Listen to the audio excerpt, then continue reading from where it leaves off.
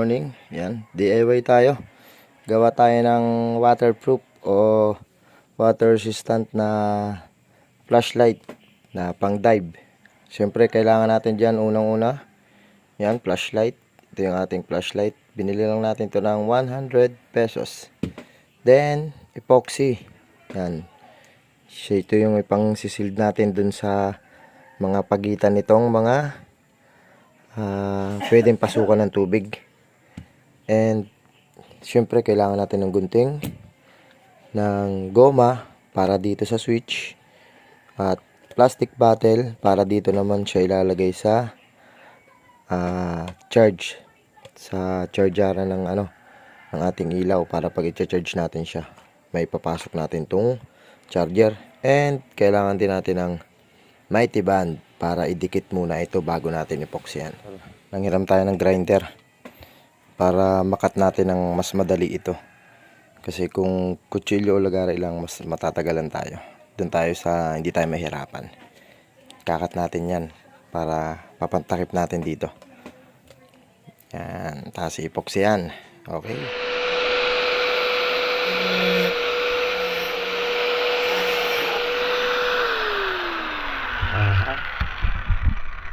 Yan. Yan, nakuha na natin to. Diba, mas madali kapag may gamit. Tapos sasakto natin yan dyan para mailapat natin ng maayos. Yan mga kamaster, natabos na natin yung takip ng plastic bottle. Ayan. Yan, ito yung pwesto nung sasaksakan ng kanyang charger. Ayan. Tapos babalutin natin ng epoxy. Testingin natin yung pangsaksak kung sakto lang.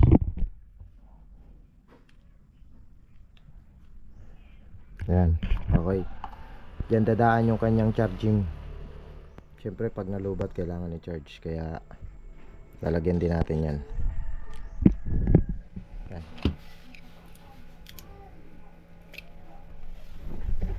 Yan mga master, didikitan muna natin siya ng mighty band o ng glue shoe para hindi tayo mahirapan mag-epoxy mamaya. Sa loob ng charger.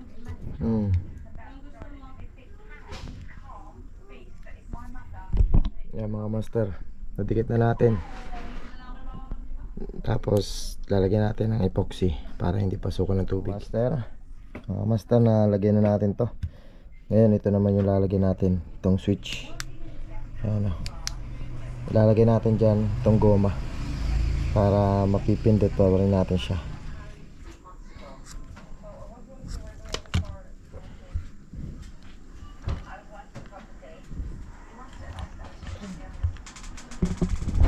Yan, ito yung ilalagay natin dyan mga master. Didikitan din muna natin ang mighty band para di tayo mahirapan mag-epoxy.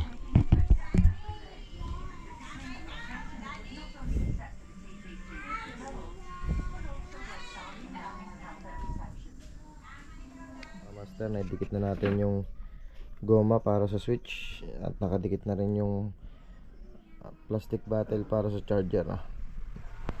Ngayon ito na yung lalagyan natin dyan, epoxy, para ma-waterproofing na.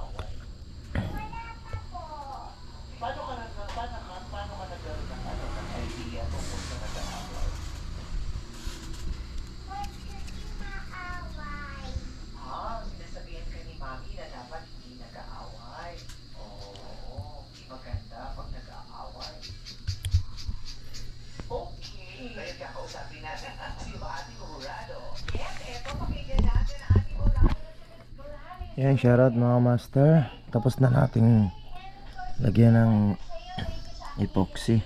Ayan o. Dito yung charging. Ito yung switch. Hindi natin mahawakan ng maayos kasi basa pa. Yan, papatuyuin na lang natin yan. Then, okay na yan. Tetesting natin mamaya sa tubig. Dito lang natin, patuyuin natin. Yan. Dito lang natin siya, patuyuin muna natin. Para lang siyang GoPro, sinlaki lang ng GoPro ko.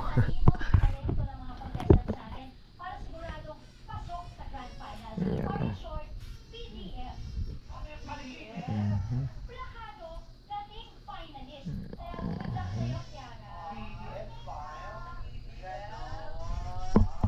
Yan, ito nilagyan din natin ng epoxy.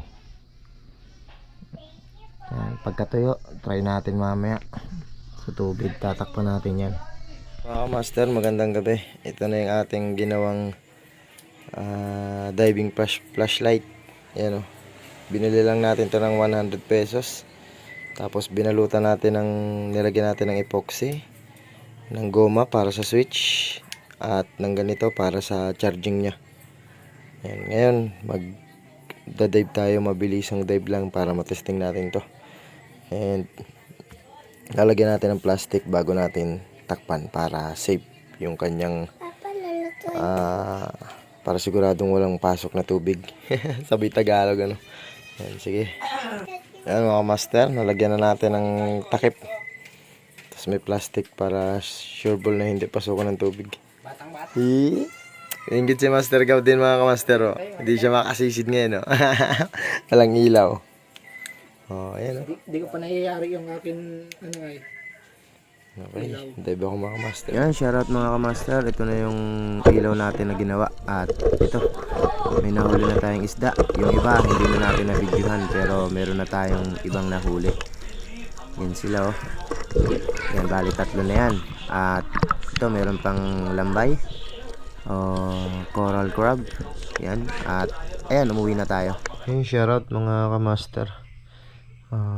Pumunta tayo ng dagat. At halos pahalos 1 oras. 1 oras lang tayo. Halos wala pa nga. At ito yung nahuli natin. Yan. Tapos yung isda natin, ito lang, oh. Kaunti lang. Maliit. Ito yung dala ko. Yan. Pangsipit sa inihaw. Ito lang yung pinapangsipit ko dyan para mahuli yung kasag. Saglit lang, dami natin nahuli. Yan, ilalaga na natin, oh.